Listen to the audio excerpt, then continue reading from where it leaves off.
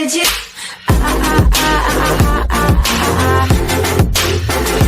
Anything you want.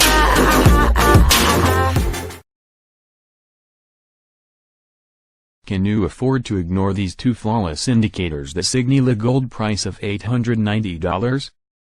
People are getting excited about gold's move above $1,300 today, but these two indicators say gold is headed lower. Much lower. Here are the details. By Przemysław Radomski of Sunshine Profits. We had warned you about the miner's bluff and we hope that you heeded it. Gold is still testing the neck level of the head and shoulders pattern, but silver is already back at its 2019 lows, while miners broke decisively below them. It may seem that the miners have declined enough and that a rebound is imminent from these levels. Should you hold your breath? Are we on the doorstep of a tradable rebound, or it ain't here just yet? To answer that, let's turn to two analytical gems that have served us so well in the past. Not once, but many times. We would like to point your attention to two factors that confirm that the next move lower is going to be significant. Yes, we know that you already know that as we provided myriads of details beforehand, but looking at the situation from a fresh perspective and seeing new signals makes it easier to be patient before the move gathers real momentum. The first of them is the analysis of the silver stocks, and the second is the analysis of the popularity of two key search phrases for the gold market. Let's start with the former. Silver stocks make themselves heard. We have extensively commented on the silver stocks on April 3rd, in our premium analysis, and on April 8th, in our free analysis, when we emphasized that their daily decline on huge volume was the harbinger of something very bearish to happen. Let's quote what we wrote back then. It will also serve as a brief introduction to those who haven't read the early April analysis. We will make only small adjustments within the quote, because almost everything that we wrote remains up to date and continues to have important impact on the following weeks and months. Gold price usually moves in tune with the silver price, and silver stocks usually move in tune with silver. The sizes of the moves are not identical, but the turnarounds often take place at the same time. The price moves are similar enough to say that the big moves will take place at the same time, but they are different enough for the markets to provide different signals. At times, one market might lead the other. There may also be other specific features, and in today's analysis, we'll focus on one of them. Namely, we're going to discuss the huge daily volume spikes. And in particular, we're going to focus on days when the silver miners, were using the SIL ETF as a proxy for the sector, declined on big volume.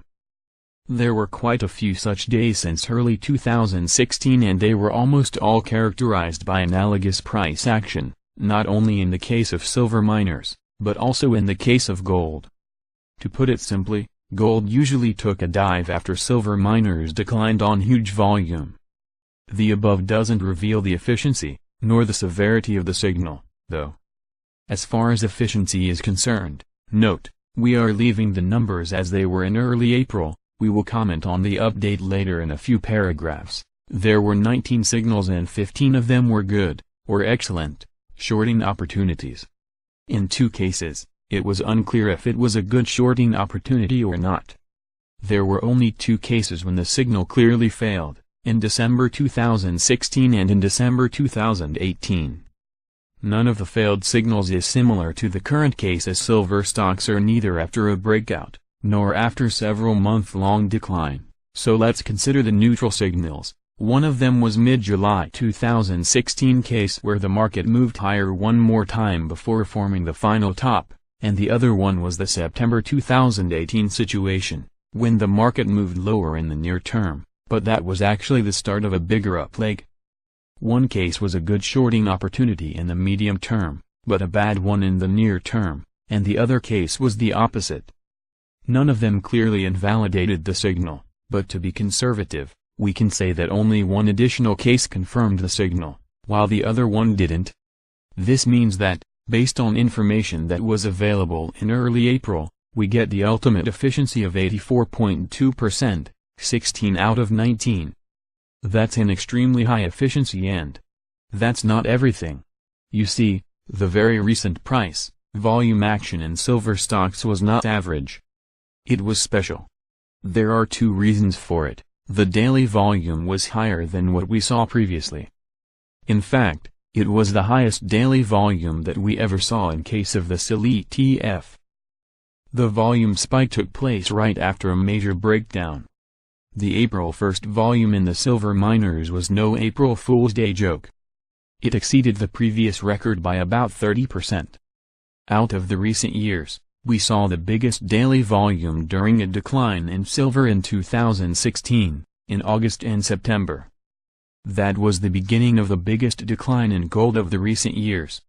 In other words, the only analogy that we have based on the size of the volume points to the biggest decline in the recent history.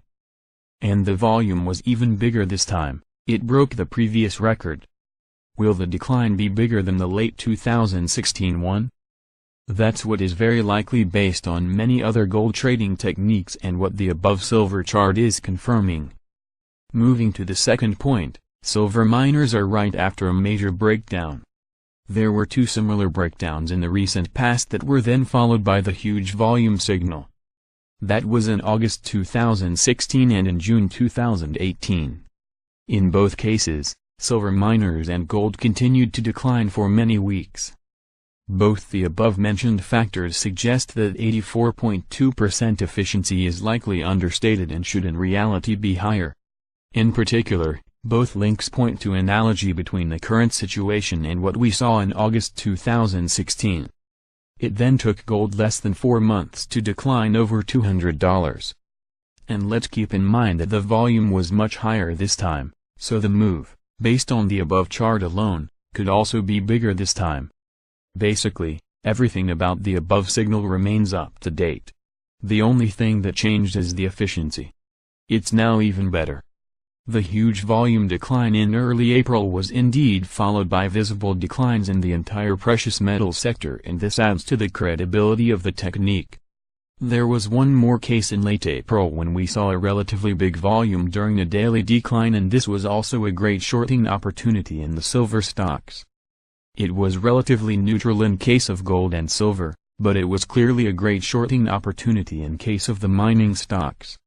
Overall, it seems that both cases confirmed the previous bearish implications and the efficiency of the technique. The reason we are mentioning all this is not only to show you that the bearish implications that we described in early April haven't yet fully developed, as the volume was bigger than the previous record and the decline, so far, isn't bigger than the past slide. We are mentioning all this because we have once again seen a daily decline on relatively big volume. Consequently, the above-mentioned 84.2% efficiency is definitely understated. If it wasn't clear what the precious metal sector is likely to do next based on what gold stocks have been doing, the silver stocks bearish scream should get more than one's attention. It should result in action. The opportunity in the mining stocks is decreasing on a daily basis, but there are still plenty profits that remain on the table, especially from the medium-term point of view. Having said that, let's take a look at the really big picture. Wait, that's not a price chart. It isn't. It's a sentiment chart. However, if you've been monitoring the gold market for some time, you should immediately recognize its immense value for all precious metals investors. There are two clear spikes in the more distant past. It's clear that both differ from other parts of the chart, and that the only case that's very similar to them is what happened several months ago. The chart is based on monthly values, and the first spike is based on March 2008 data, while the second spike is based on August 2011 data. The seasoned gold investors know very well what happened on those occasions. Something very different from what had happened any other time. These were the final tops before the bloodletting precious metals carnages started. Think about it. Two key tops in gold. Two ultimate shorting opportunities. And two clearly visible spikes on the above chart. There were no other cases that were similar to them, just as there were no declines that were similarly epic. And if anyone argues that the declines were not epic, ask them to look at the long-term WHO index chart. Better yet, ask them to talk to someone who was invested in mining stocks at that time. Have them ask these investors how much would they pay to be able to travel back in time for just a few seconds to scream at themselves, "Get out of the miners, get out now. Run." How many times can you relive a given situation and make a good decision instead of making the one that you would regret for years? It's extremely rare. In fact, it's on the border of being a miracle. And yet, that's exactly what the above chart does. Several months ago, we saw the third spike. It was once again crystal clear that it happened. In the last 15 years, there were not 2 critical situations, but 3. The blessing here is that the implications of the third signal have not yet played out. We're running out of time, but we still have it. After the March 2008 top, gold declined about 34%.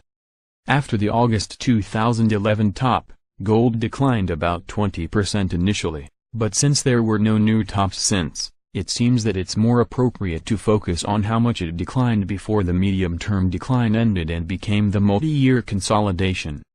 From August 2011 top to the June 2013 bottom, gold declined about 38%. The most recent medium-term top in gold formed at about $1,350. And you know where it would decline if it was to repeat the smaller of the above-mentioned declines and slide by 34%? To about $890, which is exactly our final target for the current medium-term decline in gold based on other factors, i.e. the 61.8% Fibonacci retracement based on the entire previous bull market. Making money on both the decline, over 30% in gold alone, and the rebound, once again over 30% in gold alone, is a huge opportunity, not only because of the sizes of the moves, but because the target for gold is confirmed by multiple technical tools, and because these profits might be further increased by applying more sophisticated techniques that go beyond the simple use of leverage, which also has its merits, when applied correctly. For instance, miners and silver are likely to magnify what gold does.